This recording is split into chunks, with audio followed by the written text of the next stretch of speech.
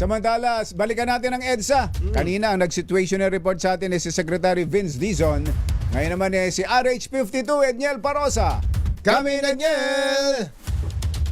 Jerry at Anthony, nagbabalik na itong volume ng mga sasakyan dito sa bahagi ng EDSA. Partikular na nararanasan itong bahagyang pagbagal ng traffic sa paligid nitong Ortigas area, kilalang business district. At syempre, tagsay ng mga empleyado na mga magbabalik na sa kanilang mga trabaho mula ngayong Lunes. Dinaybay natin itong southbound, nakita natin nagkakaroon ng bottleneck o karaniwang bahagyang bottleneck lamang ito doon sa mga karaniwang choke point tulad ng itong Santolan flyover, tapat ng Campo Crame. Dito sa may Ortigas flyover, yung mga paliko dyan sa may Pasig area. Bagay dito sa may Boning, diretso na ito hanggang Guadalupe. Dito naman sa may short tunnel para doon sa kapakinabangan nating mga motorista, yung mga nagbakasyon o nagpunta sa mga probinsya, baka hindi nila alam o baka magulat sila bakit medyo mabagal ito sa may short tunnel o sa may show underpass.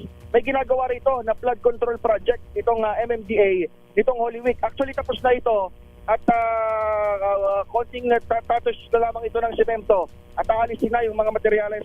Kuyang, kasama natin, Jared Anthony, si Sir Baluyot, sir, sa Traffic Sector 5 ng MMDA. Kumusta na yung traffic ngayon dito? Sir, yung northbound natin medyo nagbabagal ko dahil nga sa choke point dyan sa may ADB. Dahilan na rin ng ng dagsa ng empleyado ng private at saka public. And kaya sa dami ng sasakyan.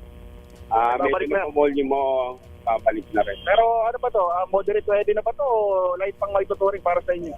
Light pa to, sir. Kasi pag wala nang pasok yung mga estudyante, doon tayo mag-aaroon ng heavy talaga. Itong mga private at eskwelahan dito. Wala nang pasok. Wala na kasing pasok. Kahapon po yung may dito maraming pasahero dito sa may EDSA busway. Pero ang dahilan pala nun dahil walang MRT. Ngayon mayroon na MRT kaya medyo normal na rin yung volume ng mga pasahero dito. Yes, sir. Stop operation yung MRT. Kaya medyo nagsa yung commuter sa bus carousel kanina. Hapon. Sir, pangalan mo, sir? Baloy po, Michael. Sir Michael Baloyot ng Traffic Sector 5 na MMDA. So, gaya nung narinig, ay balik normal na itong sitwasyon ng traffic dito. Pero mabuti na lang yung mga eskwelahan dito sa may northbound ay wala nang pasok. Kaya kahit pa paano, yung choke point na yan ay nagiging light kapag naibsan o lumabas na itong mga sasakyan doon sa mga certain choke points gaya dito sa may EDSA Ortigas at ito nga sa may Shaw Underpass. Inaantay na lamang matapos itong konstruksyon o yung pagtuyo ng semento nitong ginawang flood control project ng MMDA dito sa may bahagi ito ng EDSA. Ako pa rin si Edniel Parosa, Laser H. Una sa Pilipinas, una sa Pilipino. Thank you, Edniel!